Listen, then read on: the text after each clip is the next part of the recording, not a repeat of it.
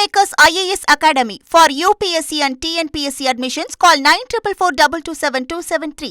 பேரறிவாளன் வழக்கறிஞர் பதிவை எதிர்த்து சிபிஐ விசாரணை கோரிய சுதா எம்பியின் கோரிக்கையை சென்னை உயர்நீதிமன்றம் நிராகரித்திருக்கிறது. விவரங்களோடு இணைகிறார் நமது செய்தியாளர் சுரேஷ். வணக்கம் சுரேஷ், என்ன காரணத்துக்காக இந்த மனு நிராகரிக்கப்பட்டிருக்கிறது? இந்த உத்தரவோட முழு பின்னணி என்ன? வணக்கம். ராஜீவ்காந்தி கொலை வழக்கில் ஆயுள் தண்டனை கைதியா கிட்டத்தட்ட 30 ஆண்டுகளுக்கு மேலாக சிறை தண்டனை அனுபவித்து வந்த பேரறிவாளன் 2022ஆம் ஆண்டு உச்சநீதிமன்றத்தால விடுவிக்கப்பட்டாரு.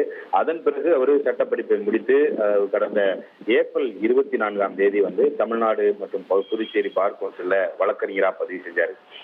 அவருடைய பதிவை சட்டவிரோதம் என்று அறிவிக்கணும் அப்படின்ற கோரிக்கையோட காங்கிரஸ் எம்பி சுதா உயர்நீதிமன்றத்துல மனு தாக்கல் செய்திருந்தாங்க.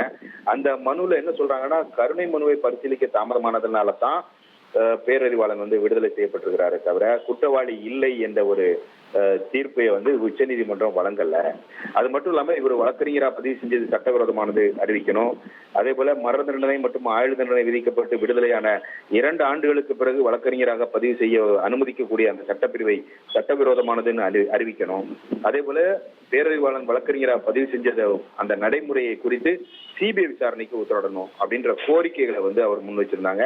இந்த வழக்கு இன்னைக்கு தலைமை நீதிபதி சுஷ்ருத் அரவிந்த் தர்மாதிகாரி மற்றும் நீதிபதி அருள்முருகன் அடங்கிய அமர்ல விசாரணைக்கு வந்தபோது நீதிபதிகள் குறிக்கிட்டு இது மாதிரி குற்ற வழக்குல தண்டனை அனுபவித்து விடுதலையான 2 ஆண்டுகளுக்கு பிறகு வழக்கறிஞராக பதிவு செய்யறதுக்கு சட்டம் அனுமதிக்கக்கூடிய பட்சத்துல பேரறிவாளன் பதிவுல என்ன முறைகேடு நடந்திருக்குது, சிபிஐ விசாரணைக்கு எப்படி உத்தரவு கோர முடியும் அப்படின்ற ஒரு கேள்வியை எழுப்பி எதிர்மனுதாரர் பட்டியலில் இருந்து சிபிஐயை நீக்க வேண்டும் என்று மனுதார் தரப்புக்கு நீதிபதிகள் உத்தரவிட்டிருக்கிறார்கள்.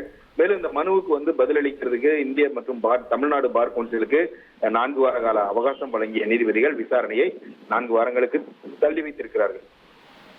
விவரங்களுக்கு நன்றி Suresh. Kingmakers IAS Academy for UPSC and TNPSC admissions. Call 9442272273.